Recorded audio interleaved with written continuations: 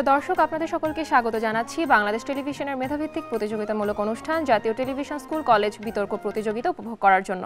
এই মঞ্চে আপনারা কখনো উপভোগ করেছেন বিশ্ববিদ্যালয় পর্যায়ের বিতর্ক প্রতিযোগিতা, কখনো বা উপভোগ করেছেন স্কুল ও কলেজ পৃথক পৃথক বিতর্ক প্রতিযোগিতা। তবে চলমান ধারায় আমরা আমাদের পর্বগুলো সাজিয়েছি স্কুল ও কলেজ অর্থাৎ নবম থেকে দ্বাদশ শ্রেণীর শিক্ষার্থীদের নিয়ে। যুক্তির বহমান ধারায় আপনাদের মূল্যবোধকে জাগ্রত করার জন্য আজকের বিতর্কের বিষয় নির্ধারণ করা হয়েছে ভাষা আন্দোলনের মর্যাদা রক্ষায় তরুণ প্রজন্মের ভূমিকাই প্রধান। যে দুটো ঐতিহ্যবাহী শিক্ষা প্রতিষ্ঠান আজকের বিষয়কে কেন্দ্র করে যুক্তির দ্বৈরথে লিপ্ত হবেন তারা হলেন পক্ষ দল Motijheel model high school and college, বিপক্ষ দল বরিশাল ক্যাডেট কলেজ। এবার পরিচিত হয়ে নেব আজকের বিতর্কের মেধাবী সব বিতার্কিকদের সাথে। পক্ষ দলে রয়েছে স্নেহাশিস অধিকারী, দশম শ্রেণী, Motijheel model school and college, Dhaka. Kazi Rayan Hasin, দশম শ্রেণী, Motijheel model school and college, Dhaka. আমি Mushfika Jahan Tuba, Motijheel model school and কলেজের দশম শ্রেণীর একজন শিক্ষার্থী। পক্ষ দলের সহযোগী বিতার্কিক হিসেবে রয়েছে আব্দুল্লাহ মামুন, শ্রেণী দশম, Motijheel model school and college, Dhaka. Archi Saptarshi, শ্রেণী নবম, Motijheel model school and college, Dhaka. Abdullah Al Mubin, নবম শ্রেণী, Motijheel model school and college. Arindam Roy Argha, দশম শ্রেণী, Motijheel model school and college, Dhaka. বিপক্ষ দলে রয়েছে আমি ক্যাডেট রিফান, দ্বাদশ শ্রেণী, বরিশাল ক্যাডেট কলেজ। আমি ক্যাডেট শিশির, দ্বাদশ শ্রেণী, বরিশাল ক্যাডেট কলেজ। আমি ক্যাডেট অতনু, দ্বাদশ শ্রেণী, বরিশাল ক্যাডেট কলেজ। বিপক্ষ দলের সহযোগী বিতার্কিক হিসেবে রয়েছেন আমি cadet Sajid, Barishal cadet college, একাদশ শ্রেণী। আমি ক্যাডেট তাহমিদ, একাদশ শ্রেণী, Barishal cadet college. Cadet Hamim, একাদশ শ্রেণী, বরিশাল ক্যাডেট কলেজ। আমি ক্যাডেট রিদওয়ান, একাদশ শ্রেণী, বরিশাল ক্যাডেট কলেজ। দুটি দলেরই সার্বক্ষণিক সহায়তার জন্য রয়েছেন দুজন তত্ত্বাবধায়ক শিক্ষক। এবার পরিচিত হয়ে নেব তাদের সাথে। পক্ষ দলে রয়েছেন রোকসানা ইয়াসমিন, সিনিয়র শিক্ষক, Motijheel model school and college, Dhaka. Ma'am, আপনার কাছে জানতে চাইবো যে আমরা আজকাল বিতার্কিকদের মধ্যে লক্ষ্য করে থাকি যে তারা শুদ্ধ বাংলা শব্দের ব্যবহারে বিভিন্ন বাধার সম্মুখীন হয়ে থাকে। সেটি ছাপিয়ে আজকে কতটুকু শুদ্ধ বাংলা শব্দ ব্যবহার করে তারা বিতর্কটি উপহার দিতে পারবে বলে আপনি মনে করছেন? আমার দল, বিপক্ষ দলের সবাইও ওরা বাংলা ভাষার উচ্চারণ, রীতি সব কিছু মেনেই ওরা আজকের বিতর্কে অংশগ্রহণ করে ওরা আশানুরূপ ফলাফল অর্জন করবে, আমি এই প্রত্যাশা রাখছি। বিপক্ষ দলের তত্ত্বাবধায়ক শিক্ষক হিসেবে রয়েছেন আমি আরিফ খান, সহকারী অধ্যাপক, বাংলা বিভাগ, বরিশাল ক্যাডেট কলেজ। স্যার, একইভাবে আপনার কাছেও জানতে চাইবো যে বিতার্কিকদের ভাষায় ইংরেজির যে দৌরাত্ম্য আমরা ইদানিংকালে দেখতে পাচ্ছি সেটিকে ছাপিয়ে তারা কতটুকু শুদ্ধ বাংলা ভাষায় আজকের বিতর্কটি উপহার দিতে পারবে বলে আপনি মনে করছেন? আমি মনে করি বাংলা ভাষার সুষ্ঠু প্রয়োগ ও ব্যবহারের জন্য প্রথম যেই এগিয়ে আসা দরকার এটা আমাদের পরিবারের। একজনের পরিবার যদি তার সন্তানকে শুদ্ধ বাংলা ভাষার ব্যাপারে নিশ্চয়তা দেয় এবং সেই চর্চার ক্ষেত্রটা তৈরি করে, তাহলে তাদের পরিবারের থেকেই তারা শুদ্ধ বাংলার একটা চর্চার রীতি চলে আসবে। পাশাপাশি আমরা ক্যাডেট কলেজ প্রতি সপ্তাহে আমাদের বাংলা ডিবেটিং সোসাইটি থেকে বাংলা অনুশীলন করে থাকি। আমার বিশ্বাস আমার ক্যাডেট আজকের সেই সুষ্ঠু প্রয়োগের মাধ্যমে বিজয় অর্জন করতে পারবে। বিতার্কিকদের অবগতির জন্য এবং আপনাদের জ্ঞাতার্থে জানাচ্ছি যে উভয় দলকে যুক্তিতর্ক উপস্থাপনের জন্য সর্বমোট 19 মিনিট সময় প্রদান করা হবে। অংশগ্রহণকারী দল দুটো নিজেরাই নির্ধারণ করবে যে তারা এই 19 মিনিট সময়ের কতটুকু গঠনমূলক পর্ব এবং কতটুকু যুক্তিখণ্ডন পর্বে ব্যবহার করবে। তাছাড়া অংশগ্রহণকারী বিতার্কিকেরা কে কত মিনিট সময় বক্তব্য রাখবে সেটিও দলগুলোই নির্ধারণ করবে। যুক্তিখণ্ডন পর্বে প্রয়োজন বোধে উভয় দলই একজন অতিরিক্ত বিতার্কিককে সুযোগ প্রদান করতে পারবে, অথবা গঠনমূলক পর্বের বিতার্কিকদের যে কেউ একজন যুক্তিখণ্ডন করতে পারবে। প্রত্যেক বিতার্কিকে নির্ধারিত সময় 30 সেকেন্ড পূর্বে সতর্কতা সংকেত এবং পূর্ণ সময়ের পরে চূড়ান্ত সংকেত প্রদান করা হবে। দর্শক মণ্ডলী, এবার পরিচিত হয়ে নেব আজকের বিতর্ক প্রতিযোগিতার বিজ্ঞ বিচারক প্যানেলের সাথে, যাদের সুচিন্তিত প্রদেয় ব্যালটের দ্বারাই আজকের প্রতিযোগিতার জয় পরাজয় নিষ্পন্ন করা হবে। আমি প্রথমেই মঞ্চে আমন্ত্রণ জানাচ্ছি জনাব রথীন্দ্রনাথ দত্ত, প্রাক্তন বিতার্কিক ও সাধারণ সম্পাদক, ঢাকা ইউনিভার্সিটি ডিবেটিং সোসাইটি এবং মুক্তিযুদ্ধ বিষয়ক মন্ত্রণালয়ের যুগ্ম সচিব।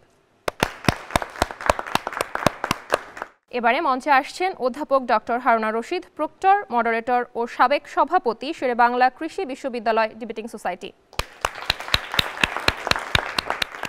সবশেষে মঞ্চে আসছেন জনাব আব্দুল মাজেদ, প্রাক্তন বিতার্কিক, বিতর্ক সংগঠক ও বিতর্ক প্রশিক্ষক। বিজ্ঞ বিচারকবৃন্দ, একজন বিতার্কিককে তার উপস্থাপনা, উচ্চারণ, ভাষার ব্যবহার, তত্ত্ব ও তথ্য পরিবেশনা, যুক্তির প্রয়োগ ও খণ্ডন এবং তাদের প্রতি বিচারকদের প্রশ্নের সদুত্তরের উপর ভিত্তি করে নম্বর প্রদান করবেন। আমি প্রথমেই পক্ষ দলের প্রথম বিতার্কিক স্নেহাশিস অধিকারীকে তার যুক্তি তর্ক উপস্থাপনের জন্য অনুরোধ করছি। তার দল থেকে তাকে সময় দেওয়া হয়েছে 5 মিনিট। ধন্যবাদ মাননীয় বিচারক মণ্ডলী, আমাকে আজকের এই বিটিভির মহান মঞ্চে আমার বক্তব্য উপস্থাপনের সুযোগ করে দেওয়ার জন্য। মাননীয় বিচারক মণ্ডলী, বিতর্কিক বন্ধুরা এবং উপস্থিত সকল সুধীকে আমার সাদর সম্ভাষণ জানিয়ে শুরু করছি। বিতর্ক চলছে। বিতর্কে উদ্দীপিত বিষয়টি হচ্ছে যে ভাষা আন্দোলনের মর্যাদা রক্ষায় তরুণদের ভূমিকায় প্রধান, যার পক্ষে আমার এবং আমার দলের সুদৃঢ় অবস্থান। মোদের গর্ব মোদের আশা, আমারই বাংলা ভাষা। এই যে গর্বকথাটি আসছে, এই গর্বটি আসছে আমাদের তরুণ সমাজের কারণে। 1952 সালে যখন আমাদের ভাষা শহীদরা তাদের রক্তদানের মাধ্যমে বাংলা ভাষাকে করেছিল রাষ্ট্রভাষা, এর মাধ্যমে আমরা কিন্তু আমাদের গর্বকে পেয়েছি, যার মধ্যে মূল ভূমিকায় ছিল তরুণদের। সরাসরি চলেছি সংজ্ঞান পর্বে। সংজ্ঞান পর্বকে আমি 3টি অংশে বিভক্ত করে নিয়েছি। ভাষা আন্দোলন, মর্যাদা রক্ষা এবং তরুণদের ভূমিকায় প্রধান। ভাষা আন্দোলন হচ্ছে 1952 সালের সেই আন্দোলন যাতে আমাদের বাঙালির দামাল ছেলেরা তাদের রক্তদানের মাধ্যমে আমাদের বাংলা ভাষাকে করেছিল রাষ্ট্রভাষা। এবং মর্যাদা রক্ষা বলতে প্রকৃতপক্ষে আমরা ভাষা আন্দোলনের চেতনাকে অক্ষুণ্ণ রেখে তার সম্মান এবং তার মর্যাদাটা সকলের বুকে টিকিয়ে রাখার কথাকে বোঝাচ্ছি। এবং তরুণ সমাজ বলতে জাতিসংঘের তথ্য মধ্যে 18 থেকে 25 বছর বয়স্ক যুবক এবং যুবতীদের আমরা তরুণ বলে বুঝি। এবং তাদের কার্যক্রমের দ্বারাই যে আমাদের ভাষা আন্দোলনের মর্যাদাটা যুগ যুগ ধরে টিকে আছে, এটাই আমি আজকে প্রমাণ করে দিয়ে যাব। প্রথমে একটি জিনিস স্পষ্ট করে নিই, আমরা আজকে কখনোই বলবো না যে তরুণদের ভূমিকা সব। আমরা এটা বলতে চাচ্ছি যে শিশু এবং প্রবীণদের ভূমিকা রয়েছে, কিন্তু সব থেকে বেশি ভূমিকা তরুণদেরই রয়েছে, যা আমি কিছু কিছু আমার যুক্তির মাধ্যমে প্রমাণ করে দিয়ে যাব। প্রথমে বলে দিচ্ছি, তরুণদের সুযোগ সুবিধা, সময় এবং সক্ষমতা এবং গ্রহণযোগ্যতা সব থেকে বেশি। প্রবীণরা যেখানে ব্যস্ত তাদের পরিবার পরিচালনা, অর্থ উপার্জন এবং জীবনের শেষ সময়টা পরিবারের সাথে কাটাতে, সেখানে একজন তরুণ তার পড়ালেখার পাশাপাশি আমাদের সাংস্কৃতিক অনুষ্ঠানের অংশগ্রহণের মাধ্যমে, আমাদের সাংস্কৃতিক অনুষ্ঠান পরিচালনার মাধ্যমে এবং বিভিন্ন তর্ক বিতর্ক করার মাধ্যমে কিন্তু আমাদের এই সমাজে ভাষা আন্দোলনের মর্যাদাটা বুঝিয়ে রেখেছে। মোদের গর্ব মোদের আশা, আমারই বাংলা ভাষা। এই যে গর্বকথাটি আসছে, এই গর্বটি এসেছে আমাদের তরুণদের মাধ্যমে। 1952 সালে যদি আমাদের ভাষা শহীদরা তাদের রক্তদান না করতো, সেই তরুণরা যদি রুখে না দাঁড়াতো, তাহলে এই গর্বটাই আমরা পেতাম না। সেই 1952 সাল থেকে আমাদের তরুণরাই কিন্তু ভাষা আন্দোলনের মাধ্যমে যে বাংলা ভাষাটাকে অর্জন করেছে, তার মর্যাদা রক্ষায় তরুণরাই কাজ করে যাচ্ছে। বর্তমানে একটি উন্নত এবং উন্নয়নশীল বিশ্বে দাঁড়িয়ে কথা বলছি, যার মধ্যে প্রযুক্তির ব্যবহারই প্রধান। এই প্রযুক্তির ব্যবহারে কিন্তু তরুণরা সব থেকে বেশি এগিয়ে আসে। এই প্রযুক্তির ব্যবহার করে আমরা সারা বিশ্বে একটি স্থানে বসে আমাদের ভাষা আন্দোলনের কথা সকলকে জানতে পারছি। একজন প্রবীণ বা মধ্যবয়স্ক চাইলে তার ছেলে মেয়ে নাতি নাতনিদের নিয়ে 5 থেকে 10 জন সদস্যের লোক নিয়ে তারা হয়তো বা ভাষা আন্দোলন সম্পর্কে বলতে পারছে, কিন্তু সেই তথ্যকে কাজে লাগিয়ে একজন তরুণ সেই মর্যাদাটাকে সারা বিশ্বে ছড়িয়ে দিতে পারছে। আমরা বর্তমানে একটি কথা প্রচলিত রয়েছে যে আমাদের ছেলেমেয়েরা নাকি ইংলিশ ব্যবহার করে ভাষাকে দূষিত করছে, কিন্তু দেখুন মাননীয় বিচারক মণ্ডলী, বর্তমান বিশ্বে একটি সবথেকে গুরুত্বপূর্ণ জিনিস হচ্ছে নিজের সংস্কৃতিকে অন্যের কাছে উপস্থাপন করা। এই বহির্বিশ্বের ভাষা যদি আমরা নাই জানি, বহির্বিশ্বের কাছে আমাদের ভাষাকে কিভাবে আমরা উপস্থাপন করব? এখন ইংলিশ বলছি বলেই যে আমাদের মনে আমাদের বাংলা ভাষা নিয়ে ভালোবাসা নেই, তা না। একটি পোস্ট যদি বাংলায় করা হয়, সেটি দেখে হয়তো বা বাংলাদেশের সকল ছেলেমেয়েরা জানতে পারবে, কিন্তু একটি ইংলিশ পোস্ট দেখে কিন্তু বহির্বিশ্বের সকলেই তার সম্পর্কে জানতে পারবে। মাননীয় বিচারক মণ্ডলী, হেলাল হাসিবের মতে 18 বছর বয়স যার যুদ্ধে যাবার সময় তার। এই 18 বছর বয়সে যখন আমরা পদার্পণ করি, আমাদের উপর সমাজের নানান দায়িত্ব, সকল ধরনের দায়িত্ব এবং সমাজের বিভিন্ন সংস্কৃতি রক্ষার দায়িত্ব আরোপ হওয়া শুরু হয়। মাননীয় বিচারক মণ্ডলী, আজকে আমাদের বিতর্কের প্রেক্ষাপট হচ্ছে গিয়ে তরুণরা ভুলে গেলে ভুলে যাবে সবাই। যেই প্রবীণরা আমাদের থেকে জ্ঞানী, তারাও কিন্তু তরুণ বয়সেই সেদিকে আয়ত্ত করেছে। এখন আমাদের সময় সেটিকে আয়ত্ত করার। আমরা যদি ভুলে যাই, পরবর্তী প্রজন্মকে আমরা কি করে জানাবো? এই তরুণরা তাদের কার্যক্রমের মাধ্যমে, যেখানে একটি প্রবীণ সপ্তাহে 1 থেকে 2 দিন অবসর সময় পায়, সেখানে একটি তরুণের কাছে দিনে 5 থেকে 6 ঘন্টা অবসর সময় থাকে। এই অবসর সময় কিন্তু সে তার এই কাজগুলো করে যেতে পারে। এই বলে আমি আমার বক্তব্য এখানেই শেষ করছি। ধন্যবাদ মাননীয় বিচারক মণ্ডলীকে, ধন্যবাদ সবাইকে। এবারে আমন্ত্রণ জানাচ্ছি বিপক্ষ দলের প্রথম বিতর্কিক ক্যাডেট রিফানকে তার যুক্তি উপস্থাপনের জন্য। তার দল থেকে তাকে সময় দেওয়া হয়েছে 6 মিনিট।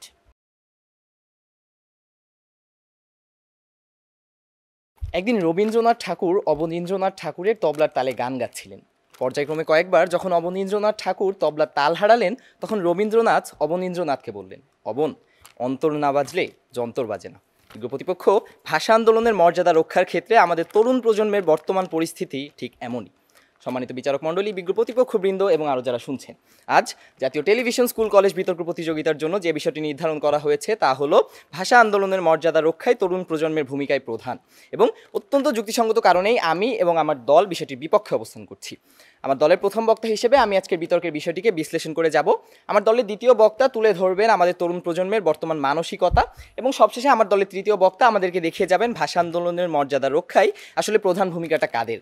আমার প্রতিপক্ষের প্রথম বক্তা তার বক্তব্যের সংজ্ঞায়ন পর্বে ভাষা আন্দোলনের মর্যাদাকেও স্পষ্টভাবে সংজ্ঞায়ন করেননি। ভাষা আন্দোলনের মর্যাদা বলতে আমরা আসলে কি বুঝি? বছরে একদিন শহীদ মিনারে ফুল দিয়ে সেই একদিন বাংলা ভাষায় কথা বললেই কি ভাষা আন্দোলনের মর্যাদা রক্ষা করা হয়ে যায়? ভাষা আন্দোলনের মর্যাদা রক্ষা করা বলতে বোঝায় 1952 সালে বাঙালি জাতি দ্বারা উত্থাপিত দাবি অনুযায়ী বাংলা মাধ্যম হিসেবে বাংলা ভাষার সার্বজনীন ব্যবহার এবং বাংলা ভাষা ভিত্তিক জাতীয়তা বোধ নিজের মাঝে ধারণ করা। এছাড়া আমার প্রতিপক্ষের প্রথম বক্তা তার সংজ্ঞায়ন পর্বে প্রজন্ম শব্দটিকে পৃথকভাবে সংজ্ঞায়ন করেননি, কিন্তু বিজ্ঞ প্রতিপক্ষ প্রজন্ম শব্দেরও একটি পৃথক অর্থ রয়েছে। কোনো নির্দিষ্ট এবং চিহ্নিত 15 থেকে 20 বছরের মধ্যে যারা জন্মগ্রহণ করে তাদের সকলকে একটি প্রজন্ম বলা হয়। এই মানদণ্ডে বর্তমান প্রজন্ম বলতে আমরা যা বুঝি তা হলো 1997 সাল এবং তারপর জন্মগ্রহণ করা সকলকে, যাদের আধুনিক বিশ্বে ইংরেজিতে জেন জি বলে আখ্যায়িত করা হচ্ছে। আমার প্রতিপক্ষের প্রথম বক্তা তার পুরো বক্তব্য জুড়ে জোর গলায় বলে গেলেন আমাদের বর্তমান তরুণ প্রজন্মের ভূমিকার কথা। বিজ্ঞ প্রতিপক্ষ, আপনি যেই তরুণ প্রজন্মের কথা বলছেন সেই তরুণ প্রজন্ম রফিক, সালাম, বরকত, জব্বার বাদে কয়জন ভাষা শহীদের নাম জানে? তারা কি এটা জানে যে ভাষা শহীদদের সঠিক সংখ্যা আসলে 29? এটা নিয়ে তো তাদের আগ্রহ নেই। তাদের আগ্রহ রয়েছে কয় মিলিয়ন লাইক পেয়ে ইনস্টাগ্রামের সর্বকালে সেরা পোস্ট হলো বিশ্বকাপ সহ মেসির ছবি, সেটা নিয়ে। আমার প্রতিপক্ষের বক্তা তরুণ প্রজন্মের ভূমিকার কথা তো বললেনই। বর্তমান তরুণ প্রজন্মের অনেকে তো এখন এটাই জানে না যে ভাষা আন্দোলনের মূল সংঘর্ষ ঠিক কোথায় সংঘটিত হয়েছিল এবং কত মিনিট তা স্থায়ী হয়েছিল। আমরা তো এখনো এটাই জানি না যে ভাষা শহীদেরা মূলত পাক হানাদার বাহিনীর গুলিতে নয় বরং পুলিশের গুলিতে নিহত হয়েছিলেন। 1974 সালে বঙ্গবন্ধু শেখ মুজিবুর রহমান জাতিসংঘের সাধারণ পরিষদে বাংলায় বক্তব্য প্রদান করে বাংলা ভাষাকে এত উচ্চ মর্যাদায় অধিষ্ঠিত করতে পারলেও আজ 21 শতাব্দীতে এসে আমাদের তরুণ প্রজন্ম কেন বাংলা ভাষাকে আরও উচ্চ পর্যায়ে নিয়ে যেতে পারছে না? কারণ তারা তো বাংলা ভাষাকে তাদের গর্ব হিসেবে উপলব্ধি করছে না। তারা যদি তাই করতো তাহলে হয়তো আমাদের তরুণ প্রজন্ম থেকেই আমরা পেতাম আরেকজন ডক্টর মোহাম্মদ শহীদুল্লাহ।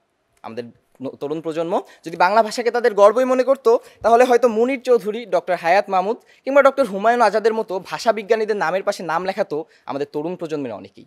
আমরা তরুণ প্রজন্মের ভূমিকার কথা অস্বীকার করছি না, কিন্তু বিজ্ঞ প্রতিপক্ষ আমরা বলতে চাই তরুণ প্রজন্মের ভূমিকা না বড় না মাত্র। আমরা স্বীকার করছি ভাষা আন্দোলনের মর্যাদা রক্ষায় তরুণ প্রজন্মের অনেক ভূমিকা আছে। আমার প্রতিপক্ষের বক্তারা হয়তো কিছুক্ষণ পরেই বলবেন যে আমাদের তরুণ প্রজন্ম বাংলা ভাষাকে সবার সামনে তুলে ধরার জন্য অভ্র কিবোর্ড আবিষ্কার করেছেন। বিজ্ঞ প্রতিপক্ষ, অভ্র কিবোর্ড অবশ্যই তরুণদের কৃতজ্ঞতা জানানোর মতোই একটি কিবোর্ড।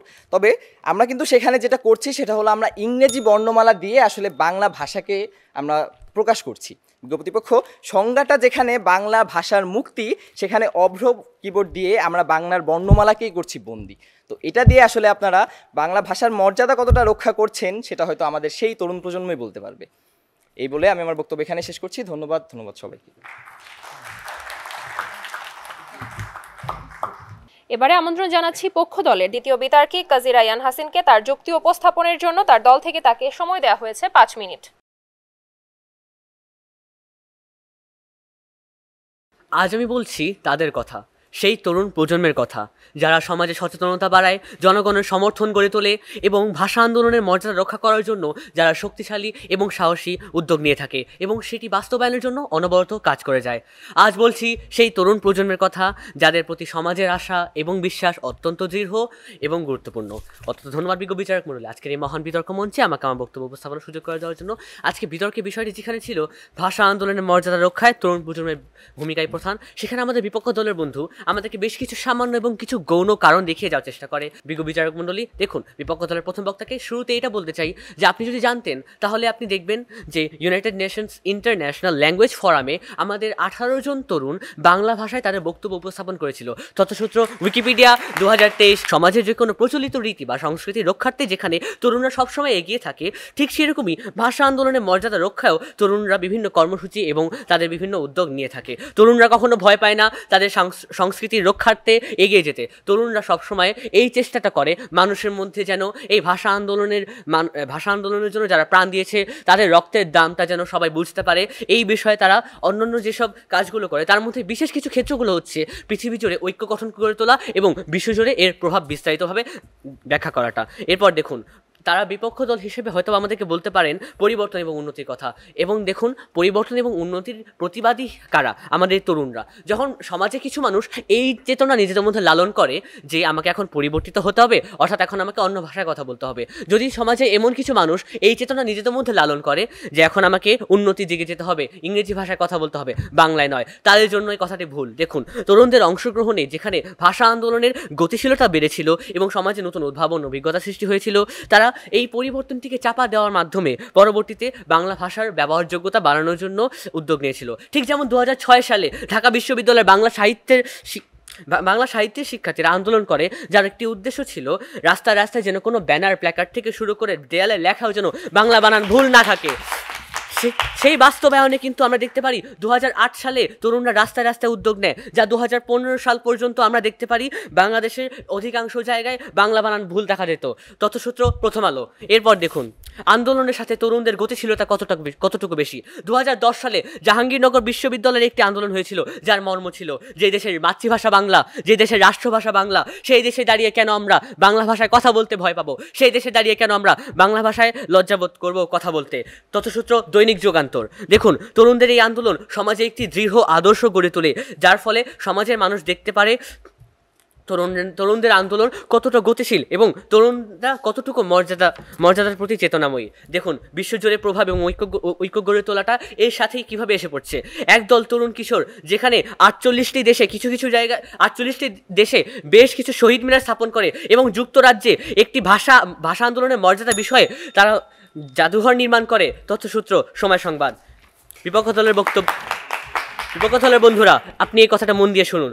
প্রবীণরা অভিজ্ঞ, প্রবীণরা সারা জীবন মনে ভাষার প্রতি মর্যাদা ধারণ করে এসেছে। কথাটি আসলেই দিনের আলোর মতো সত্য। তোমার হলো শুরু, আমার হলো সারা, এই দুই লাইনের আলোকে প্রবীণরা নিজেরাই এই তরুণ প্রজন্মের কাছে ভরসা রাখছে, কারণ তরুণরাই আগামীকে এগিয়ে নিয়ে যাওয়া সৈনিক। তরুণরা ভুলে গেলে ভুলে যাবে সবাই। এই বলে আমার বক্তব্য এখানে শেষ করছি। অত্যন্ত ধন্যবাদ বিজ্ঞ বিচারক মণ্ডলী, ধন্যবাদ সবাইকে। আমন্ত্রণ জানাচ্ছি বিপক্ষ দলের দ্বিতীয় বিতর্কিক ক্যাডেট শিশিরকে তার যুক্তি উপস্থাপনের জন্য। তার দল থেকে তাকে সময় দেওয়া হয়েছে 5 মিনিট।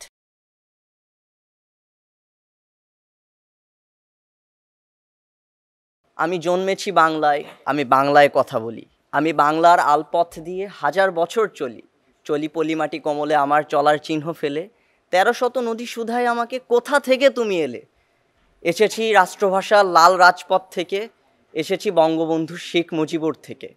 পাঠ করছিলাম কবি সৈয়দ শামসুল হক রচিত আমার পরিচয় কবিতাটির কিছু অংশ, যা বলছে আমার পরিচয়ের কথা, আপনার পরিচয়ের কথা, আমাদের পরিচয়ের কথা।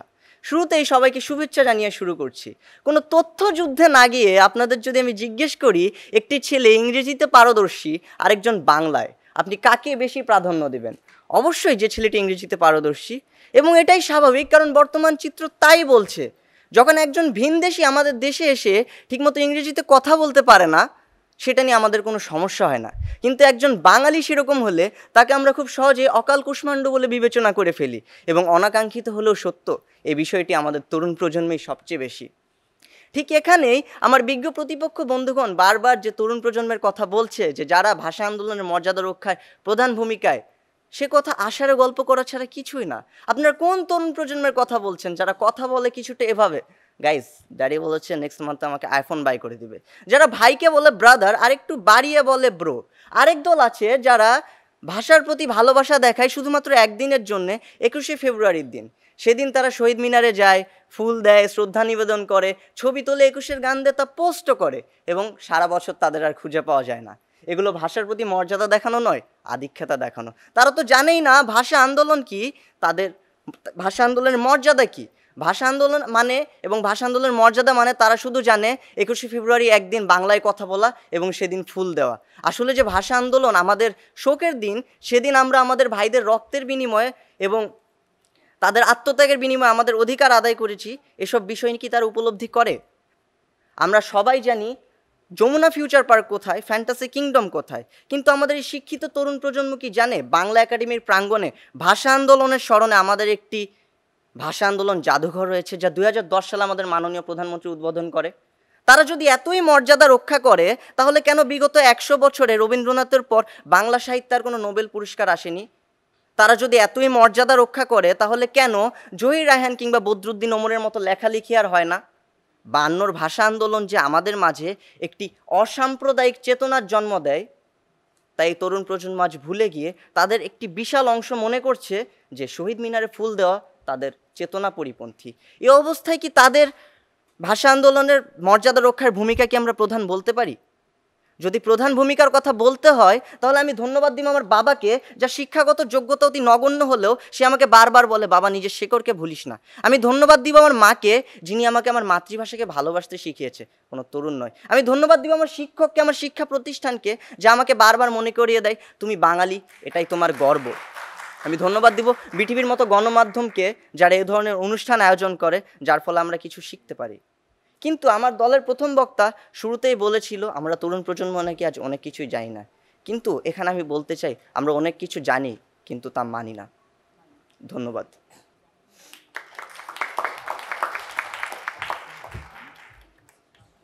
এবারে আমন্ত্রণ জানাচ্ছি পক্ষ দলের তৃতীয় বিতার্কিক মুশফিকা জাহান তুবাকে। তার যুক্তি উপস্থাপনের জন্য তার দল থেকে তাকে সময় দেওয়া হয়েছে 5 মিনিট।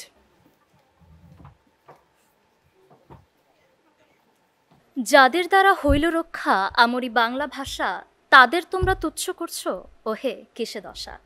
অসংখ্য ধন্যবাদ সম্মানিত বিচারক মণ্ডলী, বিটিভির এই মহান মঞ্চে আমাকে আমার বক্তব্য উপস্থাপনের সুযোগ করে দেওয়ার জন্য। বিজ্ঞ বিচারক মণ্ডলী, আমার বিতার্কিক বন্ধুরা, উপস্থিত সকল শ্রোতাকে আমার সাদর সম্ভাষণ জানিয়ে শুরু করছি। আমাদের আজকের বিতর্কে বিষয়টি নির্ধারিত হয়েছে আমাদের প্রিয় মাতৃভাষাকে ঘিরে। যে ভাষায় রবীন্দ্রনাথ বলেছেন যে ভাষায় কবিতা লিখে তিনি বিশ্বজয় করেছিলেন বহু আগেই, সেই গরবিনী ভাষাই রামমোহন, বিদ্যাসাগর, বঙ্কিম, নজরুল, জগদীশ চন্দ্র, সত্যেন বোস, কুদরতে খোদা, মহাকবি কায়কোবাদ, সাহিত্য বিশারদ আব্দুল করিম, কাজী মোতাহের হোসেন, সুকান্ত সোমেন সেন, সত্যেন সেন, রণেশ দানগুপ্ত, শামসুর রহমানের মতো বঙ্গ সন্তানেরা ও ওই সাহসী সংগ্রামী গুণীজনদের উত্তরাধিকারী সালাম, বরকত, রফিক, শফিক, অলিউল্লাহ প্রাণ দিয়েছেন গৌরবের উত্তরাধিকারকে ধারণ করতে। সেই বাংলাদেশের বাংলা ভাষার জন্ম সন্তান হিসেবে যখন আমাদের তরুণদেরকে দ্বাদশ শতকের কবি আব্দুল হাকিমের ক্ষুব্ধ উচ্চারণ, যেসবে বঙ্গে তো জানি হিংসে বঙ্গবাণী, সেসব কাহার জন্ম নির্ণয় ন জানির মতো অনাকাঙ্ক্ষিত চূড়ান্ত প্রশ্নের সম্মুখীন হতে হয়, তখন আমাদের তরুণ প্রজন্মের ভূমিকার প্রাধান্যকে প্রমাণ করতে আমাদের আজকের নির্ধারিত হয়েছে ভাষা আন্দোলনের মর্যাদা রক্ষায় তরুণ প্রজন্মের ভূমিকায় প্রধান, যার পক্ষে আমার এবং আমার দলের সুদৃঢ় অবস্থান। বিতর্ক শুরু থেকে আমার দলের প্রথম বক্তা এবং দ্বিতীয় বক্তা তাদের কাজ সুসম্পন্ন করেছেন এবং কিছু গুরুত্বপূর্ণ ক্ষেত্র দেখানোর মাধ্যমে আমাদের দলের অবস্থানকে করেছেন সুদৃঢ়। অপরদিকে আমাদের বিপক্ষ দলীয় বন্ধুরা প্রথম থেকেই যে ভুলগুলো করছেন সেগুলো হলো তারা আমাদের বর্তমান প্রজন্মের কিছু সংখ্যালঘু তরুণের অজ্ঞতাকে তুলে ধরে পুরো তরুণ প্রজন্মকে তুচ্ছ করে দেখছেন, যেটি আসলে কখনোই তাদের থেকে কাম্য না। তারা বারংবার বলে গেলেন যে 52 যখন তরুণ দামাল ছেলেরা যখন প্রাণ দিয়েছে, এখনকার তরুণরা আসলে সেরকমটা পারে না কিংবা করে না। আপনি কি দেখছেন এখন 52 মতো পরিস্থিতি সৃষ্টি হয়েছে? কখনোই তো না। 52 মতো যদি পরিস্থিতি, সেই সংকটময় পরিস্থিতি যদি সৃষ্টি হতো, তাহলে সবার প্রথমে আমাদের তরুণ, আমাদের ছাত্র সমাজে এগিয়ে আসতো। তাদের একজন বক্তা বলে গেলেন যে অভ্র কিবোর্ড দিয়ে কিন্তু আমরা আসলে বাংলার মুক্তি করছি না, কারণ ভঙ্গি করছি। আসলে অভ্র কিবোর্ডের প্রবর্তনটা হয়েছিল বাংলা টাইপিংয়ের একদম শুরুর প্রচেষ্টা ছিল, তারপর ফলেই কিন্তু আমরা এখন প্রভাতে বাংলা টাইপিং করতে পারি। এই যে শুরুটা যদি না হতো তাহলে কিন্তু আমরা আসলে এতদূর পর্যন্ত আগাতে পারতাম না। জিনিসটা আপনার তাই যদি শুরুটাকে যদি আপনারা তুচ্ছ করেন তাহলে আসলে আপনাদেরকে আর কিছু বলার নেই। তারপর তারা আরও একটি প্রশ্ন করে গেলেন যে আমি যখন একজন বাঙালি হিসেবে আমি একজন বাংলায় পারদর্শীকে সুযোগ করে দিব নাকি আমি ইংরেজিতে পারদর্শী বা বিদেশি ভাষায় পারদর্শীকে সুযোগ করে দেবো। আমি যদি একজন বাঙালি হয় তাহলে আমি অবশ্যই বাংলায় পারদর্শীকে সুযোগ করে দেবো, কিন্তু যখন বিষয়টা হবে আন্তর্জাতিক ক্ষেত্রে, তখন যখন আমার মাথায় কাজ করবে যে বাংলাকে উপস্থাপন করতে হবে অন্যদের বোঝার স্বার্থে, বোধগম্য করে, তখন আমি অবশ্যই ইংরেজিতে যে পারদর্শী তাকেই বেছে নেব। সম্পূর্ণ প্রেক্ষাপট ভিন্ন, তাই আপনারা এই দুটো বিষয়কে কখনো মিলিয়ে নিতে পারেন না। দেখুন, আমরা প্রথম থেকে আমরা যখন বলে আসছি যে তরুণদের সুযোগ সুবিধা, সক্ষমতা, গ্রহণযোগ্যতা সর্বক্ষেত্রে সবচেয়ে বেশি। দেখুন, যখন কিনা কবি নজরুল তরুণদের ভাষায় গেয়ে ওঠে যে মোদের চক্ষে জ্ঞানের মশাল, বক্ষে ভরা বাঘ, কণ্ঠে মোদের কুণ্ঠাবিহীন নিত্যকালের ডাক, এই ডাকটি কিন্তু আপনি কখনোই উপেক্ষা করতে পারেন না। এই যে তরুণদের উদ্দীপ্ত কণ্ঠ, এই উদ্দীপনা, এই উদ্দীপ্ত শক্তি, যে উদ্ভাবনী শক্তি, তাদের যে গ্রহণযোগ্যতা, সুযোগ সুবিধা বেশি, এগুলো নিয়েই কিন্তু তারা আসলে আমাদের ভাষার মর্যাদা রক্ষায় কাজ করে যাচ্ছে। আমরা যখন দেখি যে আমাদের চারপাশে বাংলা ভাষার শুদ্ধ উচ্চারণ, বানান, ব্যাকরণ, সঠিক ব্যবহার ছড়িয়ে দিতে ইস্পাহানি, মির্জাপুর, বাংলাবিদের মতো অসংখ্য অনুষ্ঠান অনুষ্ঠিত হচ্ছে এবং সেখানে বিচারক হিসেবে প্রবীণরা থাকার পরেও কিন্তু তারা আমাদের মাঝে থেকে তরুণদেরকে বেছে নিচ্ছেন, কারণ তারা জানেন যে আসলে তরুণদের ভূমিকা ভাষা আন্দোলনের মর্যাদা অক্ষুণ্ণ রাখতে কতটা গুরুত্বপূর্ণ। এই যে তাদেরকে বেছে নেওয়া, এই যে আবার আমরা ভাষা আন্দোলনের মর্যাদা রক্ষা বলতে কি জানি, আমরা জানি এটা মানে 21-এর চেতনা, অন্যায়ের বিরুদ্ধে না মাথা নত না করার চেতনা। এই চেতনা কিন্তু আমাদের তরুণরাই লালন করছে এবং আমরা ভবিষ্যতেও করে যাবে। তাই আমি আশা করছি যে আজকে আমাদের যে বিষয়টি রয়েছে যে ভাষা আন্দোলনের মর্যাদা রক্ষায় তরুণ প্রজন্মের ভূমিকাই প্রধান, সেটি নিয়ে আমাদের বিপক্ষ দল পরিষ্কার হয়ে গেছেন। ধন্যবাদ মাননীয় বিচারক মণ্ডলী, ধন্যবাদ সকলকে। আমন্ত্রণ জানাচ্ছি বিপক্ষ দলের তৃতীয় বিতর্কে ক্যাডেট অতনুকে তার যুক্তি উপস্থাপনের জন্য। তার দল থেকে তাকে সময় দেয়া হয়েছে 5 মিনিট।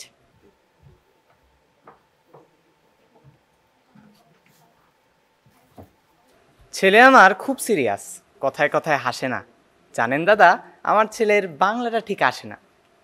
ইংলিশে সে রাইমস বলে, ডিবেট করে, পড়াও চলে। আমার ছেলে খুব পজিটিভ, অলিক স্বপ্নে ভাসে না। জানেন দাদা, আমার ছেলের বাংলাটা ঠিক আসে না। আবৃত্তি করছিলাম ভবানী প্রসাদ মজুমদার 21 শতাব্দীর প্রথম সারির ছড়াকার রচিত বাংলাটা ঠিক আসে না কবিতাটি। আর আমার বিজ্ঞ প্রতিপক্ষ দল এই কবিতার মূল মন্ত্রেই পেয়ে যাবে আমাদের দলের আজকের সুসংগত অবস্থান। ধন্যবাদ মাননীয় বিচারক মণ্ডলী। বিতর্ক চলছে এবং বিতর্কের বিষয় ভাষা আন্দোলনের মর্যাদা রক্ষায় তরুণ প্রজন্মের ভূমিকাই প্রধান। বিপক্ষে বলছি, আমাদের দলের প্রথম বক্তা ইতোমধ্যে আজকের মূল প্রতিপাদ্য বিষয়কে চিহ্নিত এবং বিশ্লেষণ করে গেছেন।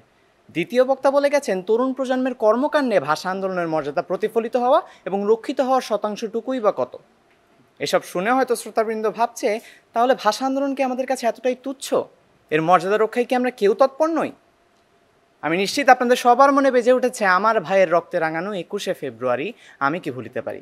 আপনাদের সবার চোখের সামনে ভেসে উঠেছে শহীদ মিনারে ফুলের জোয়ার। আর হয়তো অনেকে ইতোমধ্যে বুঝেও গেছেন সত্যিকার অর্থে প্রধান ভূমিকাটা কাদের। কিন্তু প্রমাণবিহীন কথায় তো আর খই ফুটবে না। তাই এই যুক্তির মিলন মেলায় আমি আমাদের দলের অবস্থান আরও সুসংগত করছি। প্রথমেই বলি শহীদ দিবসের প্রথম গন্তব্যকে নিয়ে, যার মেলবন্ধন ভাষা আন্দোলনের সঙ্গে, ভাষা শহীদদের সঙ্গে। কেন্দ্রীয় শহীদ মিনার 1957 সালে এই শহীদ মিনার প্রতিষ্ঠায় যাদের অবদান ছিল অনবদ্য, তারা হলেন স্থপতি হামিদুর রহমান, উপাচার্য মাহমুদ হোসেন এবং তৎকালীন চারুকলা কলেজের অধ্যক্ষ শিল্পাচার্য জয়নুল আবেদিন। দ্বিতীয়ত বলি আবেগ এবং অনুভূতির চাদরে মোড়ানো বাংলার সমৃদ্ধ সাহিত্যের কথা। আমার বিপক্ষ দলের বক্তারাও অনেকে বলে গেছেন, কিন্তু আমি আবারও বলতে চাই আব্দুল গাফফার চৌধুরীর 21-এর গান সম্পর্কে, শামসুর রহমানের কবিতা বর্ণমালা আমার দুঃখিনী বর্ণমালা সম্পর্কে, কিংবা আবু জাফর ওবায়দুল্লাহর কোনো এক মাকে, মুনির চৌধুরীর নাটক কবর, কিংবা শওকত ওসমানের উপন্যাস আর্তনাদ। এদের নাম বলে আসলে শেষ করা যাবে না। তৃতীয়তে বলতেই হয় বাংলা একাডেমির কথা, যেখানে সাংস্কৃতিক অবদানের জন্য প্রদান করা হচ্ছে 21শে পদক, যেখানে বাংলাদেশের সবথেকে সমৃদ্ধ ভাষা আন্দোলন জাদুঘর, যেখানে প্রাণ পায় অমর 21শে বইমেলা। চতুর্থতে যদি প্রযুক্তির জগতে ভাষা আন্দোলনের মর্যাদা খুঁজি, তবে আমরা পাই আহমেদ সফার বই থেকে সংগৃহীত এবং শহীদুল ইসলাম পরিচালিত চলচ্চিত্র বাংলা। আমরা পাই জহির রায়হানের বাংলা ভাষাকে কেন্দ্র করে তৈরি করা বঙ্গচিত্র জীবন থেকে নেয়। আমরা পাই 2021 সালে তৈরি হওয়া শিশুদের জন্য চলচ্চিত্র ঝুতুম পাখির কথা, যেটি পরিচালনা করেছেন মনিরুল ইসলাম শিপন, যিনি বিটিভির পর্দায় সিসিমপুর নামের অনুষ্ঠানের জন্য বহুল পরিচিত। আমাদের পররাষ্ট্র মন্ত্রণালয় প্রায় প্রতি বছর observation of international mother language day নামের একটি আলোচনা সভার আয়োজন করে থাকেন, যেখানে উপস্থিত থাকেন বিভিন্ন দেশের রাষ্ট্রদূতেরা। এমনকি 21শে ফেব্রুয়ারিকে আন্তর্জাতিক মাতৃভাষা দিবস ঘোষণায় যে ব্যক্তির চিঠিটি সবথেকে বড় ভূমিকা পালন করেছিল, সেটি ছিল তৎকালীন কানাডায় বসবাসরত রফিকুল ইসলাম, যার বয়স আমার বিজ্ঞ প্রতিপক্ষগণ ভুল বলেছেন, যিনি 1950 সালে জন্মগ্রহণ করেছেন এবং যখন তিনি চিঠিটি লিখেছেন তখন তার বয়স ছিল 48 বছর, 1998 সালে। আমাদের দেশের জ্যেষ্ঠ নাগরিকদের ভাষা আন্দোলনের মর্যাদা রক্ষায় প্রধান ভূমিকা হলো তরুণদের কাছে ভাষা আন্দোলনের মর্মকথাকে পৌঁছে দেওয়া। আর সেই প্রচেষ্টায় তারা যে কোনো ত্রুটি রাখেনি সেটার প্রমাণ আপনাদের সবার সামনে। কিন্তু এমত অবস্থায় তরুণদের দায়িত্ব কি? তরুণদের দায়িত্ব ভাষা আন্দোলনের মর্যাদাকে নিজের মধ্যে ধারণ করা, বাংলা ভাষা ভিত্তিক মর্যাদাকে নিজের মধ্যে ধারণ করা। কিন্তু তার কতটুকু তারা করতে পারছে? যদি সত্যিই তা করতে পারতো, তাহলে তারা বুঝতো যে মুক্তিযুদ্ধে বাংলাদেশের জন্ম, কিন্তু ভাষা আন্দোলনের জন্ম বাংলাদেশের। তারা বুঝতো যে বাংলা ভাষার জন্য পৃথিবীর সকল ভাষাকে আমরা সম্মান প্রদর্শন করতে পারছি আন্তর্জাতিক মাতৃভাষা দিবসের দিন, সেই বাংলা ভাষায় কথা বলতে কোনো দ্বিধা নেই, থাকতে পারে না। সেই বাংলা ভাষায় কথা বলতে শুধু আছে গর্ব, শুধু আছে অহংকার। তাই ভাষা আন্দোলনের মর্যাদা রক্ষায় প্রধান ভূমিকার দায়িত্ব, প্রধান ভূমিকার পদবি কখনোই তরুণ প্রজন্মের হতে পারে না। ধন্যবাদ সবাইকে।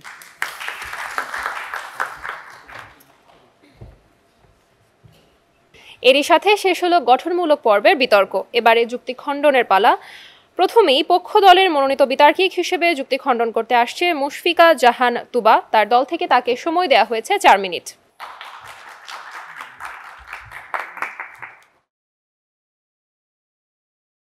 মাননীয় বিচারক মণ্ডলীকে অসংখ্য ধন্যবাদ জানাই আমাকে পুনরায় সুযোগ করে দেওয়ার জন্য। আমাদের বিপক্ষ দল শুরু থেকে যে ধরনের কথাবার্তা বলে যাচ্ছেন সেগুলো আসলে আমরা আশা করেছিলাম যে তারা এই ধরনের কথাবার্তা বলবেন, কিন্তু দেখুন আপনারা যখন দেখাচ্ছেন যে বারবার দেখাচ্ছেন যে আমাদের প্রবীণদের ভূমিকা প্রধান, এবং আপনি বললে গেলেন যে প্রবীণরা হচ্ছে গিয়া তারা খুব অভিজ্ঞ এবং তারা হচ্ছে গিয়ে আমাদেরকে তাদের অভিজ্ঞতা জানেন, এবং আমাদের যেই বিভিন্ন ধরনের অনুষ্ঠান রয়েছে বাংলা ভাষা ভিত্তিক যে অনুষ্ঠানগুলো সেখান থেকে তারা আসলে সুযোগ করে দেন, এবং এই যে শুরুটা প্রবীণরা করছেন তার মানে কি প্রবীণদের ভূমিকা এখানে মুখ্য?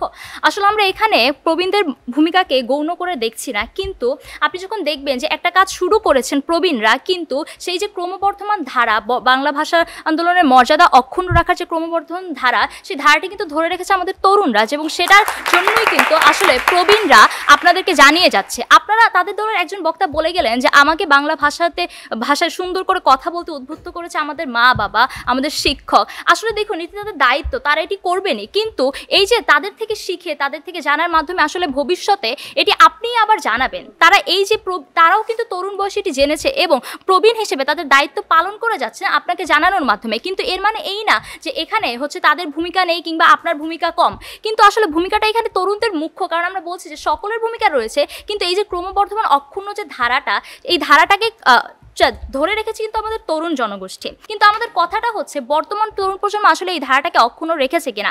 জি, আমাদের কথাটা সেখানেই। এটি প্রতিবেদনের তথ্যসূত্রের সাহায্যে আপনাদের দেখায় 2023 সালের 22 ফেব্রুয়ারি risingBD.com একটি অনলাইন প্রতিবেদন আমরা দেখি যে 2019 থেকে 2023-এ ভাষা আন্দোলনের মর্যাদা অক্ষুণ্ণ রাখতে যে প্রচারণাগুলো হয়েছিল তার সংখ্যা ছিল প্রায় 3500টি মতো, যার 96% কিন্তু আমাদের তরুণদের উদ্যোগেই হয়েছিল। এই যে তরুণদের উদ্যোগ, এই যে উদ্দীপনাগুলো তারা কাজে লাগাচ্ছে, এই জিনিসগুলো কিন্তু তরুণদের ভূমিকা যে এখানে প্রধান সেটি আমাদের কাছে তুলে ধরছে। দেখুন সারা বছরই বিভিন্ন প্রতিষ্ঠানে বিশ্ববিদ্যালয়ে সাংস্কৃতিক উৎসব হয়, সেই উৎসবগুলো আসলে কারা করে থাকে? সেই উৎসবগুলো হয়তো বা পেছন থেকে প্রবীণরা আমাদের সাহায্য করে থাকে, কিন্তু এর মানে এই না যে তাদের ভূমিকা এখানে মুখ্য, তাদেরকে আমরা গৌণ করছি না, কিন্তু আমাদের মূল লক্ষ্য হচ্ছে এখানে যে তরুণদের ভূমিকা মুখ্য এটি প্রমাণ করে যাওয়া, এবং এরা যে তাতে উৎসাহ প্রদান করবে সেই উৎসাহটা দিয়ে যাওয়া, কারণ আসলেও তারা আমাদের এখানে তাদের ভূমিকাকে ভূমিকা পালন করছে এবং সেটি প্রধান। দেখুন ভাষা আন্দোলনের মর্যাদা সমুন্নত রাখার জন্য, অর্থাৎ 21-এর চেতনা যে লালন করার জন্য আমরা যত ধরনের কার্যক্রম দেখি সেই সব ধরনের কার্যক্রম কিন্তু আমাদের তরুণদের মধ্যে থেকে এসে থাকে। তরুণরা তাদের উদ্ভাবনী শক্তি দিয়ে আকর্ষণীয়ভাবে বিভিন্ন সাংস্কৃতিক আয়োজন করে থাকে, যার মাধ্যমে কিন্তু তারা আসলে বাংলা ভাষার যে মর্যাদা সেটিকে সবার মধ্যে ছড়িয়ে দেয়, তারা কিন্তু সচেতনতাকে ছড়িয়ে দেয়। কিন্তু এর মানে এই না যে তারা কিছু সংখ্যালঘু মানুষের কারণে, যারা হচ্ছে গিয়ে বাংলা ভাষার আসলেও বললেন, তারা আপনারা যে বলে গেলেন কিছু মানুষের কথা, তাদের মতো কিন্তু আসলে এই সংখ্যালঘু মানুষের কারণে যে জিনিসটা হচ্ছে সেটির জন্য কিন্তু পুরো তরুণ প্রজন্মকে আপনারা দোষ দিতে পারেন না। এই জিনিসটার কারণে আমরা আসলে বলছি যে বিশাল সংখ্যক যে তরুণ জনগোষ্ঠী যারা এতদিন ধরে ভাষার মর্যাদা রক্ষায় কাজ করে যাচ্ছে, এবং পরবর্তীতে যদি ভাষার সংকটের কোনো ধরনের সম্ভাবনা যদি আসে তাহলেও তারা তাদের সর্বোচ্চটা দিয়ে ভাষাটাকে রক্ষা করবে, সেই তরুণ প্রজন্মের কথাই আমরা বলছি, যাতে করে কিনা আমরা প্রমাণ করতে চাই যে ভাষা আন্দোলনের মর্যাদা রক্ষায় আমাদের তরুণ প্রজন্মের ভূমিকায় প্রধান। ধন্যবাদ মাননীয় বিচারক মণ্ডলী, ধন্যবাদ সবাইকে। এবারে বিপক্ষ দলের মনোনীত বিতার্কিক হিসেবে যুক্তি খণ্ডন করতে আসছে ক্যাডেট রিফান। তার দল থেকে তাকে সময় দেওয়া হয়েছে 3 মিনিট। ধন্যবাদ সম্মানিত বিচারক মণ্ডলী আমাকে দ্বিতীয়বারের মতো মঞ্চে আসার সুযোগ করে দেওয়ার জন্য। ভাষা আন্দোলনের মর্যাদা রক্ষায় তরুণ প্রজন্মের ভূমিকাই প্রধান। আমার প্রতিপক্ষের বক্তারা নানান রকম ছলে বলে কৌশলে তাদের যুক্তি বিষয়টি পক্ষে তুলে ধরার চেষ্টা করেছেন। তবে বলতে হয় আমার প্রতিপক্ষের বক্তারা আসলে তরুণ এবং তরুণ প্রজন্ম দুটি যে আলাদা অর্থ রয়েছে সেটা বুঝতে সক্ষম হননি। আমি আমার বক্তব্যে বলে গিয়েছিলাম প্রজন্ম বলতে আসলে আমরা বুঝিয়েছি বর্তমান প্রজন্ম যেটিকে বলছে সেটা হলো 1997 সাল এবং তারপর জন্মগ্রহণ করা সকলকে, যাদের আধুনিক বিশ্বে ইংরেজিতে জেন জি বলে আখ্যায়িত করা হচ্ছে। আমার প্রতিপক্ষের বক্তাগণ 1952 সালের তরুণ যারা ভাষা আন্দোলনে অংশগ্রহণ করেছিলেন, কিংবা তারপরে তরুণদের কথা বলছেন তরুণ প্রজন্মের ভূমিকাটি প্রধান, কিন্তু বিজ্ঞ প্রতিপক্ষ তখনকার তরুণ প্রজন্ম এবং এখনকার তরুণ প্রজন্মের মধ্যে একটি পার্থক্য রয়েছে যেটা আপনারা ধরতে পারছেন না।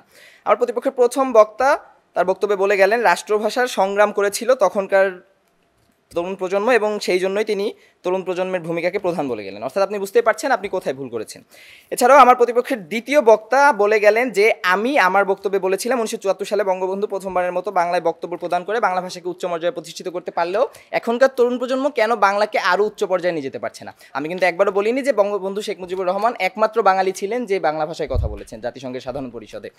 এর পাশাপাশি আমার প্রতিপক্ষের তৃতীয় বক্তা তার বক্তব্যে বললেন যে আমি বলে গিয়েছিলাম অভ্র কিবোর্ডের মাধ্যমে আমরা ভঙ্গি করছি। বিজ্ঞ প্রতিপক্ষ, আমি সেটা বলিনি, আমি বলেছিলাম অভ্র কিবোর্ডের মাধ্যমে আমরা বাংলা বর্ণমালাকে বন্দি করছি। এছাড়াও তিনি বললেন বাংলা ভাষায় টাইপিং শুরু হয়েছিল অভ্র কিবোর্ড দিয়ে, কিন্তু বিজ্ঞ প্রতিপক্ষ বাংলা ভাষায় বাংলা বর্ণমালা দিয়ে শুরুতে টাইপিং শুরু হয়েছিল বিজয় কিবোর্ড দিয়ে, অভ্র কিবোর্ড দিয়ে নয়, যেটি আবিষ্কার করেছিলেন মোস্তফা জব্বার। এছাড়াও আমার প্রতিপক্ষের তৃতীয় বক্তা বলে গেলেন আমরা আমাদের সংস্কৃতি নিয়ে অনেক বিচক্ষণ। বিজ্ঞ প্রতিপক্ষ গত 13ই জানুয়ারি শীতকে বরণ করে নেওয়ার জন্য পুরান ঢাকার ঐতিহ্যবাহী ঘুড়ি উৎসব, যার নাম সাকরাইন উৎসব, সেই উৎসব আমাদের তরুণ সমাজ পালন করেছেন। তারা ঘুড়ি উড়িয়েছেন ঠিকই, তবে সেখানে তারা ঘুড়ি উড়িয়েছেন হিন্দি ডিজে গানের তালে তালে, যেটা কোনোভাবেই আমাদের সংস্কৃতি হতে পারে না। এছাড়াও আমাদের তরুণ প্রজন্ম, আমাদের প্রতিপক্ষের বক্তারা বলে যাচ্ছেন যে আমরা আসলে বর্তমান তরুণ প্রজন্মের ভূমিকাটি তুচ্ছ করে দেখছি। বিজ্ঞ প্রতিপক্ষ, আমরা আসলে এটা বলতে চাচ্ছি না। আপনাদের বক্তব্য শুনে মনে হচ্ছে আপনারা যেন রূপকথার একচোখা দৈত্যের মতো বারবার একই বলিয়া উড়ে যাচ্ছেন। আমরা কোনোভাবেই বলিনি যে আমরা তরুণ প্রজন্মের ভূমিকাকে তুচ্ছ করছি বা অস্বীকার করছি। আমরা বারবার বলছি তরুণ প্রজন্মের ভূমিকা রয়েছে, কিন্তু সেই ভূমিকাটি না বড় না মাত্র। এবং বিজ্ঞ প্রতিপক্ষ, আপনারা বলছেন তরুণ প্রজন্ম তখনই ভূমিকা পালন করতে পারবে যদি তারা অভিভাবকের কাছ থেকে শেখে, তারা শিক্ষা প্রতিষ্ঠানের কাছ থেকে শেখে, তারা প্রবীণদের কাছ থেকে শেখে। তাহলে ভূমিকাটা কাদের হলো বিজ্ঞ প্রতিপক্ষ? কোনোভাবেই তরুণ প্রজন্মের নয়। বিজ্ঞ প্রতিপক্ষ, আমরা বলতে যাচ্ছি তরুণ প্রজন্মের ভূমিকা না বড় না মাত্র। আমি আবারও বলছি তরুণ প্রজন্মের ভূমিকা আছে, কিন্তু তা কখনোই প্রধান ভূমিকা হতে পারে না। ধন্যবাদ সবাই।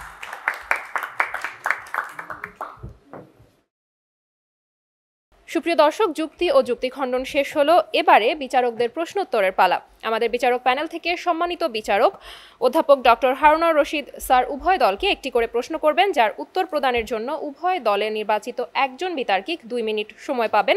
1.5 মিনিটে সতর্কতা সংকেত এবং 2 মিনিটে চূড়ান্ত সংকেত প্রদান করা হবে।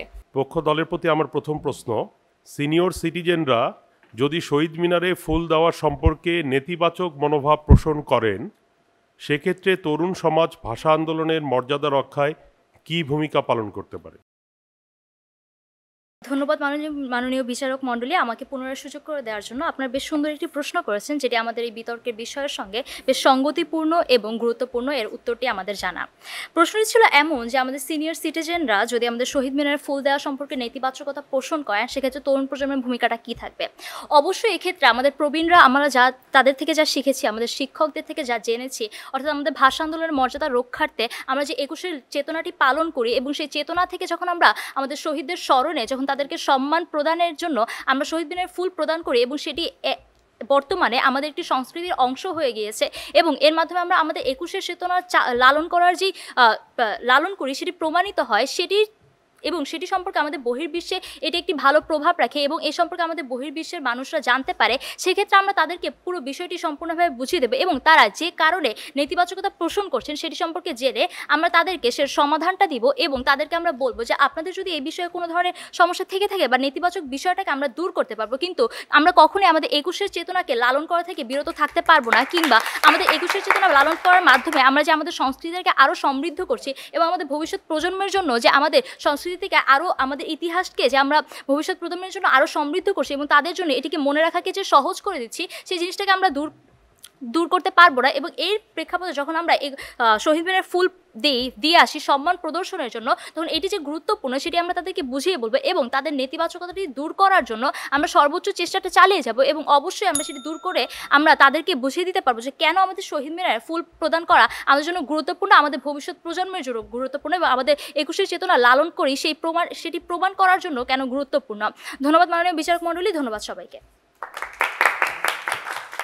বিপক্ষ দলের প্রতি আমার প্রশ্নটি হলো, তরুণ সমাজের ভূমিকা ব্যতীত 21-এর চেতনা ও সমসাময়িক বাংলা ভাষার ধনাত্মক উলম্ফন কি আজকের অবস্থান তৈরি করতে পারত কিনা? ধন্যবাদ মাননীয় বিচারক মণ্ডলী, আপনাদের প্রশ্ন ছিল আমাদের কাছে তরুণ প্রজন্মের ভূমিকা ব্যতীত 21-এর চেতনা এবং সমসাময়িক বাংলা ভাষার যে অবস্থান রয়েছে সেখানে আসা যেত কিনা। আমাদের ভাষা আন্দোলনের মূল দাবি ছিল দুটি, এক, উন্নতম রাষ্ট্রভাষা হবে বাংলা, দ্বিতীয়ত সর্বস্তরে বাংলা ভাষার প্রচলন হবে। তরুণদের বাংলা ভাষার মর্যাদা রক্ষায় যে কোনো ভূমিকা নেই এটা কিন্তু কখনো আমরা স্বীকার করছি না বিজ্ঞ বিচারক মণ্ডলী। আমরা অবশ্যই মানছি যে তরুণ প্রজন্মের ভূমিকা রয়েছে, কিন্তু তরুণ প্রজন্মের ভূমিকা কখনো প্রধান না। আমাদের তরুণ প্রজন্ম বিভিন্ন কাজ করছে এখন, যেমন বাংলাদেশের তথ্য ও যোগাযোগ প্রযুক্তি বিভাগ bangla.gov.bd ওয়েবসাইটের মাধ্যমে একটি নতুন ওয়েবসাইট তৈরি করেন, যেখানে বাংলা স্পেল চেকার সঠিক অ্যাপ রয়েছে, ছবি বা লেখাকে এডিটেবল ফরম্যাটে কনভার্ট করতে পারা বর্ণ সফটওয়্যার রয়েছে এবং আরও অনেক কিছু রয়েছে। তরুণ প্রজন্ম বাংলাকে বিভিন্নভাবে মর্যাদা রক্ষায় অবদান রাখার চেষ্টা করছে, কিন্তু সেই তরুণ প্রজন্মের অবদান প্রধান হতে পারছে না। তরুণ প্রজন্ম বিভিন্নভাবে ভাষা আন্দোলনের চেতনাকে ধরে রাখার চেষ্টা করছে, কিন্তু সেটা পর্যাপ্ত নয়। স্বাধীনতার পর থেকে এখন পর্যন্ত কোনো ভাষা জরিপ হয়নি বাংলাদেশে, যেটা সর্বশেষ হয়েছিল 1962 সালে ডক্টর মোহাম্মদ শহীদুল্লাহর নেতৃত্বে। এখন পর্যন্ত সেটা আমাদের দেশে হয়নি। তরুণ প্রজন্ম ছাড়া ভাষা আন্দোলনের মর্যাদা রক্ষিত হতো হয়তো অনেকটা, কিন্তু তরুণ প্রজন্মরাই আমাদের ভাষা আন্দোলনের মর্যাদাকে সবার সামনে তুলে ধরতে পারছে, আন্তর্জাতিক পর্যায়ে সেটাকে অধিষ্ঠিত করছে। তাই তরুণ প্রজন্মের ভূমিকা অবশ্যই রয়েছে। তরুণ প্রজন্ম ছাড়া ভাষা আন্দোলন কখনোই এই পর্যায়ে আসতে পারতো না যেখানে তারা এসেছে। আমাদের ফিরে যেতে হবে বাংলা ভাষার মর্যাদাকে রক্ষা করতে হলে বঙ্গবন্ধু শেখ মুজিবুর রহমানের 7ই মার্চের একটি ভাষণটিতে, যেখানে তিনি বলেছেন প্রত্যেক ঘরে ঘরে দুর্গ গড়ে তুলতে হবে, অপসংস্কৃতির বিরুদ্ধে দুর্গ গড়ে তুলতে হবে, আমাদের তরুণ প্রজন্মকে উজ্জীবিত করতে। এভাবে বাংলা ভাষার মর্যাদা রক্ষিত হবে আমাদের দেশে। ধন্যবাদ সবাইকে। দর্শক, এরই সাথে শেষ হলো সার্বিক যুক্তিতর্ক। কিছুক্ষণের মধ্যেই বিতর্কের ফলাফল প্রকাশ করা হবে। মধ্যবর্তী এই সময়টিতে আমাদের বিতার্কিকদের উদ্দেশ্যে কিছু কথা বলবেন জনাব রথীন্দ্রনাথ দত্ত, প্রাক্তন বিতার্কিক ও সাধারণ সম্পাদক, ঢাকা ইউনিভার্সিটি ডিবেটিং সোসাইটি এবং মুক্তিযুদ্ধ বিষয়ক মন্ত্রণালয়ের যুগ্ম সচিব। আজকে আমার ভালো লেগেছে, উভয় পক্ষ উচ্চারণের ব্যাপারে খুব সতর্ক ছিল। 6 জন বিতার্কিক, তাদের উপস্থাপনা খুব ভালো ছিল, এটা আমার ভালো লেগেছে। কিন্তু যে বিষয়টা আজকের বিতর্কে এসেছে, বিষয়টা ছিল গবেষণাধর্মী। রবীন্দ্রনাথ কি বলেছেন? ওরে নবীন, ওরে আমার কাঁচা, আদমরাদের ঘা মেরে তুই বাঁচা। আসলে নবীন, তোমরা যা করতে পারবে, আমরা প্রবীণ এই বয়সে এসে সেই কাজটা করতে পারবো না। আমরা ছাত্র বয়সে যা করতে পারতাম, এখন তা করতে পারবো না। এগুলো নবীনদের করতে হবে। যে কোনো আন্দোলন তরুণরাই পথ দেখায়। উন্নয়ন এবং সুপরিবর্তনের আন্দোলন গড়ে তুলবে এই তারুণ্যের কবি, বিদ্রোহের কবি কাজী নজরুল ইসলাম বলে গেছেন, তরুণরাই আমাদের পথ দেখাবে। এবং উনি যে বয়সেই মারা যান না কেন, সে বয়সে উনি তরুণ হিসাবে তরুণের কথাই বলে গেছেন, তরুণের জয়গান করে গেছেন। বর্তমান বাংলাদেশের স্বাধীনতার সূচনা হয়েছিল কিন্তু আমাদের এই ভাষা আন্দোলনের মধ্য দিয়ে। এবং আমাদের হাজার বছরের শ্রেষ্ঠ বাঙালি জাতির পিতা বঙ্গবন্ধু শেখ মুজিবুর রহমান তখনই বুঝতে পেরেছিলেন পূর্ব পাকিস্তান আর পশ্চিম পাকিস্তান তৎকালীন একসাথে চলতে পারে না। সেজন্যই উনি এই ভাষা আন্দোলনে নেতৃত্ব দিয়েছেন, কথা বলেছেন, যেটি পরিসমাপ্তি হয়েছে 1971 সালে। আমরা যদি ভাষা আন্দোলনের ইতিহাস ঘাঁটি, তাহলে দেখব যে রফিক, শফিক, জব্বার, বরকত, যারা সবাই তরুণরাই তো আন্দোলন করবে, তরুণরাই তো এগিয়ে যাবে, তরুণরা তো অনেক বিপদ দেখেও ভয় না পেয়ে এগিয়ে দেখবে যে আসলে সামনে কি আছে। এই যে অন্ধকারের পরে কোনো পথ আমাদের থাকতে পারে। আমাদের এখানে আরেকটি বিষয় আমি মনে করি, তরুণরা আন্দোলন করবে কিন্তু তাদের দার্শনিকমূলক জ্ঞানগর্ভ পথকে দেখাবে প্রবীণরা। অতএব প্রবীণদের ভূমিকা ছোট করার কোনো সুযোগ নেই। আমরা যদি Karl Marx, Hobbes, Aristotle, Plato সবার কথা চিন্তা করি, তারা আমাদের যে দর্শন দিয়ে গেছেন হাজার হাজার বছর ধরে, এই দর্শনের পথ আমরা পরিবর্তন করতে পারিনি। তাদের পথ নির্দেশনার আলোকেই আমরা যে কোনো জাতি গঠনে কাজ করে যাচ্ছি। আমার ভালো লেগেছে এখানে আমাদের ভাষানীতির দরকার। একটা ভাষানীতি অনেকদিন ধরে হয় নাই। আমাদের একটা ভাষা জরিপ দরকার। আমাদের ভাষা জরিপের কাজটা কোন পর্যায়ে আছে এটা আমাদের দেখা দরকার। আমি মনে করি নবীন প্রবীণের সমন্বয়ে যদি আমরা দার্শনিক সুলভ জ্ঞানগর্ভ পরিকল্পিত আন্দোলন গড়ে তুলতে পারি, তাহলেই আমাদের এই যে মহান ভাষা আন্দোলনের মর্যাদা রক্ষার জন্য তরুণ এবং নবীন, প্রবীণ এবং নবীন সবাইকে নিয়ে আমাদের সুষ্ঠু সমন্বয় এগিয়ে নিয়ে যাওয়া সম্ভব। সুপ্রিয় দর্শক, এবারে আমাদের অনুষ্ঠানের সবচেয়ে কাঙ্ক্ষিত ও গুরুত্বপূর্ণ মুহূর্ত। আমাদের সম্মানিত বিচারকবৃন্দ ব্যালটের মাধ্যমে ইতিমধ্যেই তাদের গুরুত্বপূর্ণ রায় প্রদান করেছেন। সংখ্যাগরিষ্ঠ ব্যালট অর্থাৎ 3টি ব্যালটের মধ্যে 2টি ব্যালট যে লাভ করবে সেই দলকেই বিজয়ী ঘোষণা করা হবে এবং শ্রেষ্ঠ বিতার্কিক নির্ধারণের ক্ষেত্রেও আমরা এই একই পন্থা অনুসরণ করব। আমি এখন বিচারকদের কাছ থেকে ব্যালটগুলো সংগ্রহ করে নিচ্ছি।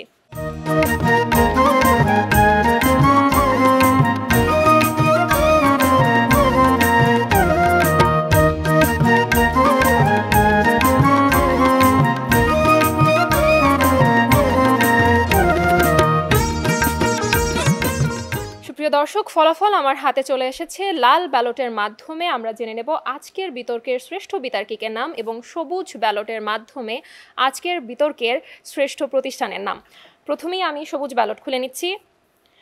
প্রথম সবুজ ব্যালট অনুযায়ী আজকের বিতর্কের বিজয়ী দল বরিশাল ক্যাডেট কলেজ। দর্শক, এবারে দ্বিতীয় ব্যালটের পালা এবং দ্বিতীয় ব্যালট অনুযায়ী আজকের বিতর্কের বিজয়ী দল বিপক্ষ দল বরিশাল ক্যাডেট কলেজ। দর্শক, ইতিমধ্যে আমরা ফলাফল জেনে গিয়েছি, অর্থাৎ দুইটি ব্যালটের মাধ্যমে আজকের বিতর্কের বিজয়ী দল বরিশাল ক্যাডেট কলেজ। তবুও নিয়ম রক্ষার্থে তৃতীয় ব্যালটটি আমরা খুলে নিচ্ছি এবং তৃতীয় ব্যালট অনুযায়ী আজকের বিতর্কের বিজয়ী দল বিপক্ষ দল বরিশাল ক্যাডেট কলেজ। দর্শক, অর্থাৎ আজকের বিতর্কে ৩-০ ব্যালটের ব্যবধানে বিজয়ী দল বরিশাল ক্যাডেট কলেজ। এবারে জেনে নেওয়ার পালা আজকের বিতর্কের শ্রেষ্ঠ বিতার্কিকের নাম। প্রথম ব্যালট অনুযায়ী আজকের প্রতিযোগিতার শ্রেষ্ঠ বিতার্কিক বিপক্ষ দলের তৃতীয় বক্তা ক্যাডেট অতনু। দ্বিতীয় ব্যালট অনুযায়ী আজকের বিতর্কের শ্রেষ্ঠ বক্তা বিপক্ষ দলের তৃতীয় বক্তা ক্যাডেট অতনু। ইতিমধ্যে আমরা আবারও দুইটি ব্যালটের মাধ্যমে জেনে গেলাম আজকের বিতর্ক প্রতিযোগিতার শ্রেষ্ঠ বিতার্কিক বিপক্ষ দলের তৃতীয় বিতার্কিক ক্যাডেট অতনু। তবুও নিয়ম রক্ষার্থে আবারও তৃতীয় ব্যালটটি খুলে নিচ্ছি এবং তৃতীয় ব্যালট অনুযায়ী আজকের বিতর্ক প্রতিযোগিতার শ্রেষ্ঠ বিতার্কিক পক্ষ দলের তৃতীয় বক্তা মুশফিকা জাহান তুবা। এরই সাথে আমরা আজকের বিতর্ক প্রতিযোগিতার শ্রেষ্ঠ বিতার্কিক পেয়ে গেলাম বরিশাল ক্যাডেট কলেজ থেকে ক্যাডেট অতনু এবং বিপক্ষ দল থেকে আমরা পেয়ে গেলাম তুবাকে। অভিনন্দন আপনাদের দুজনকে।